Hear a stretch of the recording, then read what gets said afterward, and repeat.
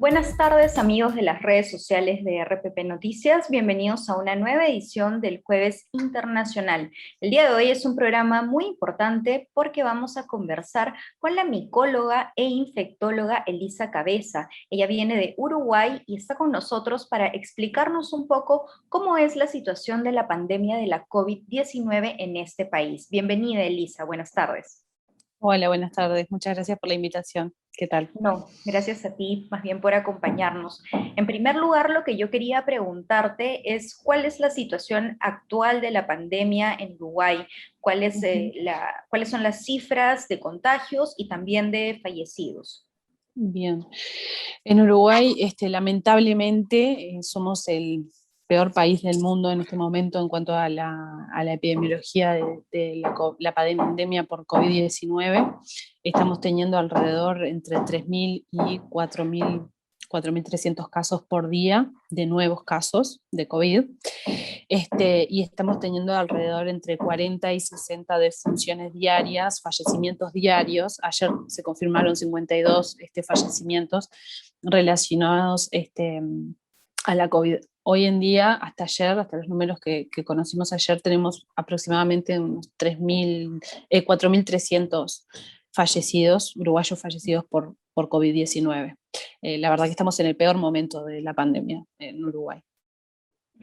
Elisa, te quería hacer una consulta. ¿Cómo es que hacen las autoridades clínicas de Uruguay para medir justamente los fallecidos? Porque hay todo un tema de cómo se mide, cuántos fallecidos hay. De repente, alguna persona que ha fallecido producto de la COVID no ha pasado Ujú, por una prueba molecular, serológica. ¿Cómo es que ujú. esta medición se está manejando? Bueno, en realidad en Uruguay lo que nos pasa hasta nuestro sistema de salud es un sistema muy fuerte, entonces a pesar de tener estos números tan dramáticos que tenemos hoy en día, nuestro sistema no ha colapsado, no ha pasado lo que pasó, por ejemplo, el año pasado en Europa, en el cual, como es de público no conocimiento, hay países en los cuales las personas fallecían antes de llegar a la asistencia, ¿no? Y antes de diagnosticarse incluso COVID. Eso en Uruguay al día de hoy no pasa. Si bien tenemos un colapso, sí, este, sobre todo de la asistencia prehospitalaria, ¿no? Dentro del hospital, de los hospitales, los centros de atención, por ahora, si bien estamos en números rojos, no hemos estado en el, digamos, en no tener absolutamente camas para pacientes, sean CTI o sean moderados.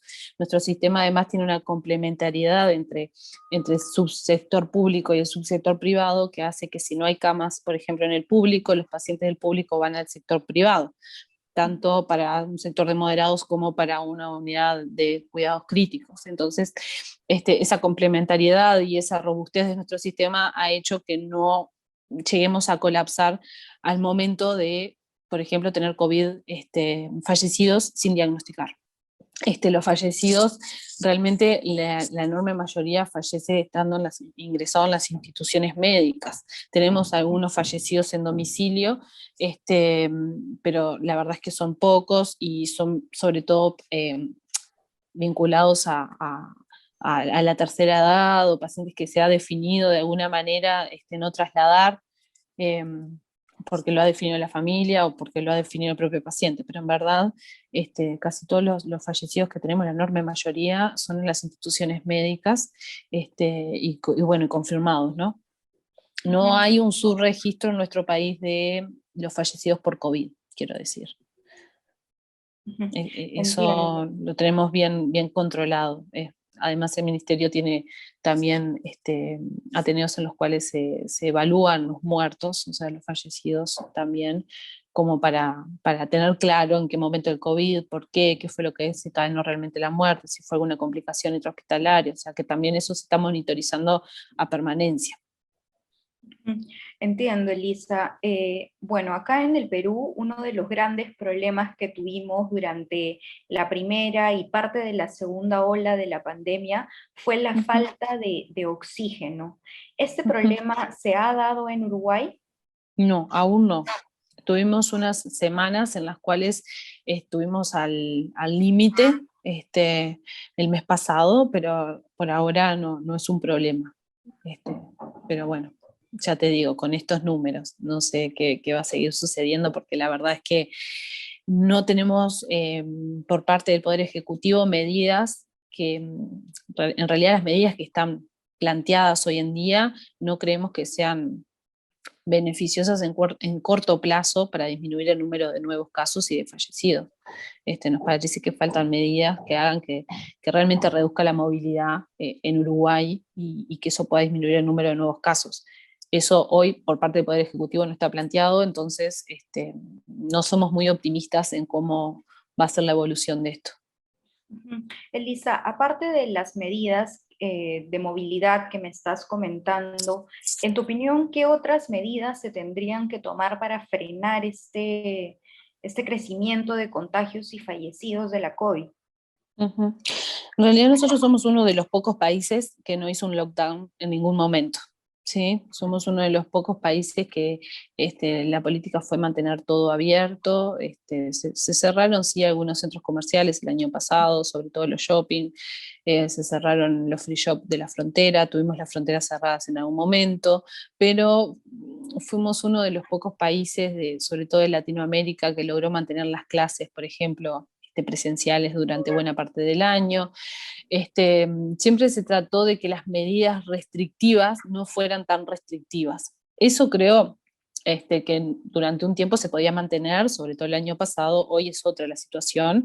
El GACH, que es el grupo académico asesor del gobierno, que es un grupo de médicos y de científicos de diferentes áreas que asesoran al gobierno de forma honoraria, en febrero en las recomendaciones le otorgó al Poder Ejecutivo un paquete de medidas para disminuir justamente la movilidad y para disminuir, que eso es lo único que va a hacer que disminuya el número de contagios a corto plazo. Y bueno, en parte de esas medidas se tomaron, la mayoría no, y hoy en día estamos sufriendo esas consecuencias, todos los uruguayos. Creo que además de eso, evidentemente hay que apostar a la vacunación sin ningún lugar a dudas. Uruguay está teniendo una excelente campaña de vacunación, por suerte. Tenemos una muy buena adherencia a la vacunación. Hay que seguir estimulando que la gente realmente se vacune, sea cual sea la vacuna disponible. En Uruguay tenemos Sinovac, Pfizer y AstraZeneca. Pero venimos a un buen ritmo, pero lo que pasa es que estamos apostando solo a eso, solo a la vacunación, en un momento en el cual tenemos muchos contagios, muchos números de casos, y además con variantes, como ustedes saben, con variantes nuevas del SARS-CoV-2, del virus. Nosotros en Uruguay la predominante hoy en día es la P1, que es la variante que viene desde Brasil, y como ustedes saben, nuestros hermanos brasileños ahora tienen la variante sudafricana, o sea, que eso ya sería un segundo problema, porque además Uruguay ahora tiene las fronteras abiertas. Entonces, nos preocupa que ingresen esas nuevas variantes y nos preocupa estar vacunando en un esquema epidemiológico en el cual tenemos muchos números de casos, porque eso puede generar presión también sobre el virus y generar incluso nuevas variantes. Entonces, no sabemos, las vacunas seguro van a tener ya hoy en día Chile mostró unos números muy alentadores de su experiencia con Sinovac hace poco, de reducción de los números de casos graves, de reducción de la mortalidad. Nosotros, la realidad es que en Uruguay estamos empezando a ver menos casos graves en adultos mayores, que fueron los primeros que se vacunaron, o sea que creemos que algo de la vacuna, de los resultados potenciales de la vacuna ya estamos viendo, pero eso no va en un corto plazo a disminuir drásticamente el número de casos. Creo que la única forma es disminuir la movilidad, y eso muchas veces implica también suspender las actividades curriculares de primaria, de secundaria. Bueno, la Universidad de la República, por suerte tenemos un rector que es muy racional y que de hecho desde que se inició la pandemia, la Universidad de la República ha mantenido las clases que no son estrictamente necesarias por vía remota. Pero bueno, es compleja la situación porque entendemos que tampoco puede vivir el país paralizado.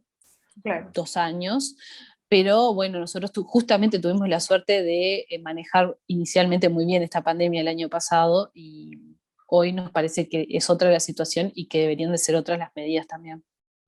Ujú.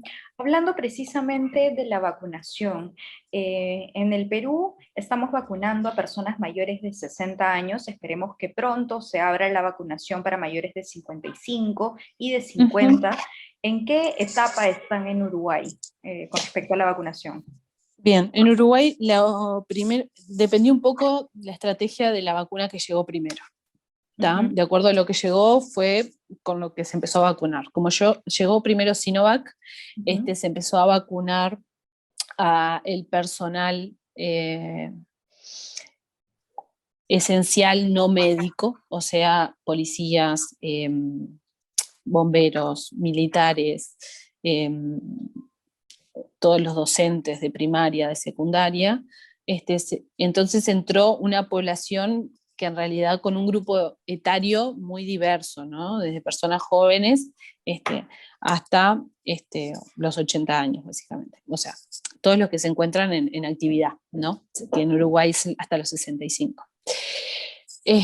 aproximadamente. Entonces se vacunó esa gran población inicialmente, y después se retomó una segunda, cuando llegó la vacuna de Pfizer, ahí se retomó la vacunación en mayores de 80 inicialmente, y después entre 70 y 79 años, o sea que esas poblaciones ya recibieron su segunda dosis y ya están más allá de los 15 días. Uruguay empezó a vacunar en la primera semana de marzo. Entonces ya tenemos, sobre todo nuestros adultos mayores, los que se vacunaron ya tienen inmunidad, o por lo pronto es pretendidamente que tengan inmunidad. Y después ya se abrió para mayores de 50, entre mayores de 50 y 70 años. Y esta semana particularmente se empezó a abrir la agenda para jóvenes también. O sea que ya se están pudiendo también vacunar mayores de 18 años, entre 18 y 50. La verdad que venimos en buen ritmo de vacunación. Recién ahora las personas jóvenes están pudiendo empezar a vacunar. O sea, a partir de esta semana, creo que ayer, incluso ayer o antes de ayer, el presidente en un medio de prensa también informaba de que se iba a abrir prontamente la agenda entre 12 y 18 años. O sea que Uruguay tiene la idea también de vacunar entre 12 y 18. Pero bueno, la campaña de vacunación la verdad que ha sido excelente y viene bien, pero no podemos apostar todo a eso, solo a Claro. eso, hoy en día. Claro, sí, como me comentas, bueno, es excelente que la campaña de vacunación esté avanzando tan rápido, pero digamos hay otras variables, ¿no? Que están influyendo mucho en el contagio de la COVID y también están influyendo en lo que respecta a la misma enfermedad. Tenemos la presencia de casos del hongo negro. Ujú. Mucha gente no sabe qué es, cuál es la Mm, sintomatología. Quisiera que nos hables un poco de eso, por favor. ujú. Bien, sí, se ha visto lo que se llama como hongos negros, en verdad, son cigomicetos, que son hongos que están habitualmente en el ambiente, son los hongos que podemos ver, por ejemplo, en las humedades de las paredes, en la fruta, en los alimentos en descomposición, en el pan. Son hongos que habitualmente están colonizando suelos, y sobre todo suelos con mucha materia orgánica. ¿Tá? O sea, son hongos habituales y que sus esporas las estamos inhalando habitualmente en nuestra vida diaria. El tema es que como tenemos inmunidad frente a esos hongos, y que además son pocos patógenos inicialmente, no generarían la infección, la enfermedad de la mucormicosis.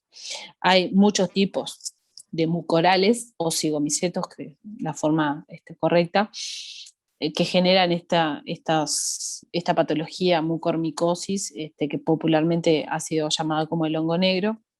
Y en realidad empieza con una afección sobre todo de los senos maxilares de la cara, de la frente, los huesos de la cara, con afectación a veces de la nariz, de los cornetes nasales, que puede aparecer inicialmente una sinusitis, como un cuadro de sinusitis, ¿no? de infección de los senos maxilares, o puede aparecer una lesión en el paladar, o dolor en el globo ocular, en el ojo, o visión borrosa, o pérdida directamente de la visión.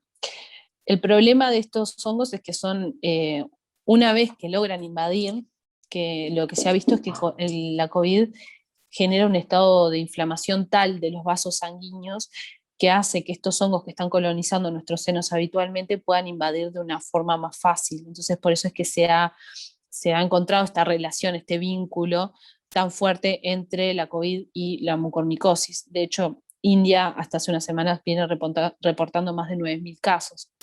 India tiene la particularidad de que tiene muchas personas, mucha densidad poblacional, que tiene mucha COVID, que tiene muchos diabéticos, es el segundo país en diabéticos del mundo, y que tiene mucho cigomicetos en el ambiente porque sus suelos tienen mucha materia orgánica, por la contaminación habitual que existe en India. Entonces, es una conjunción de factores que hace que India sea, la India sea quien está reportando más cantidad de casos hoy en el mundo. Tienen como eso que es muy particular. La mucormicosis se ha visto muy relacionada al COVID, sobre todo puede ser en COVID que sean diabéticos o no, pero la diabetes mal controlada es un claro factor de riesgo conocido para las mucormicosis, para estos hongos negros. Y muchas veces esos dos factores están juntos, ¿no? La mayoría de los pacientes pueden tener COVID, ser diabéticos, y cuando ingresan a cuidados moderados o cuidados intensivos se le hace glucocorticoides como parte de la terapia de la COVID, lo cual también genera, los glucocorticoides aumentan la glicemia y genera un descontrol metabólico de la diabetes. Entonces, esos pacientes particularmente son los que mayor riesgo tienen de mucormicosis. Los críticos, sin duda, los pacientes que son críticos, los que son diabéticos previamente y que requieren glucocorticoides para el manejo de su COVID. En Uruguay ya tenemos algún reporte, me consta, la semana pasada estuve en una reunión con micólogos latinoamericanos, me consta que en Brasil y en Chile también hay casos relacionados a la COVID.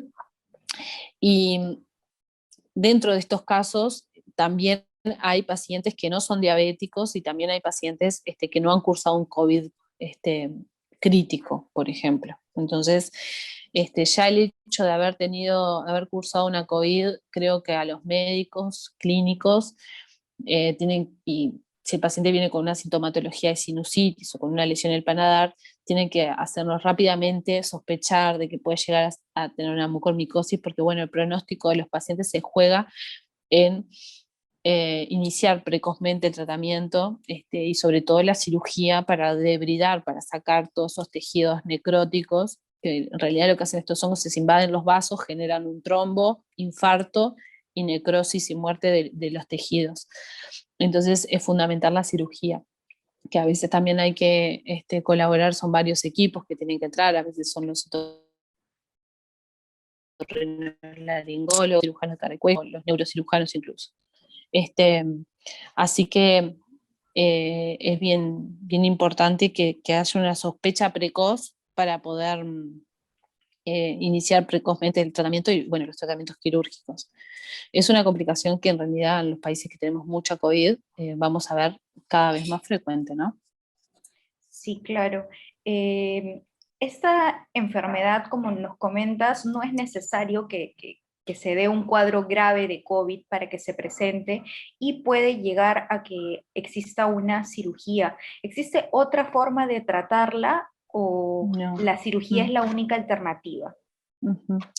Bien, estos hongos una vez que invaden son muy agresivos, ¿tá? Entonces la cirugía es la única alternativa. Básicamente se pone de hecho tratamiento antifúngico con medicamentos intravenosos, pero sabemos que eso no va a evitar que haya más progresión, pero sabemos que lo que ya está afectado y hay que retirarlo, ¿tá? Igualmente, haciendo todo, conduciendo bien el tratamiento antifúngico y haciendo cirugías que sean amplias, incluso haciendo todo esto, es una micosis muy grave con una mortalidad muy alta, a pesar de todo eso. Y sí, en realidad el pronóstico de los pacientes se juega en la cirugía más que en el tratamiento antifúngico incluso. También en los pacientes diabéticos, evidentemente, uno tiene que tratar de tener corregido el metabolismo también de la glicemia para favorecer también una salida más rápida, ¿no? Y también mejor, pero sobre todo es la cirugía el pilar fundamental en el tratamiento de estas micosis. Bueno, Elisa, te agradecemos mucho por habernos acompañado. Ha sido bastante interesante conversar contigo acerca de, bueno, la situación de la pandemia en Uruguay y este tema del hongo negro que a todos, bueno, no sabemos muy bien de qué se trata y creo que nos has dado mayores luces para poder saber y de repente no alertarnos innecesariamente. Espero que la situación en Uruguay mejore con el tiempo, que se tomen las medidas necesarias para que los casos disminuyan y te agradezco bastante por habernos acompañado el día de hoy. No, por favor, muchas gracias. Para mí siempre es un placer hablar con los colegas de Perú y con la gente de Perú. Estuve por allá estudiando también, así que le tengo un cariño especial a Perú. Muchísimas Bueno, gracias, hasta Elisa. Hemos luego. conversado con Elisa Cabezas, ella es micóloga e infectóloga uruguaya y con ustedes será hasta un próximo jueves una nueva edición de Jueves Internacional. Gracias por sintonizarnos.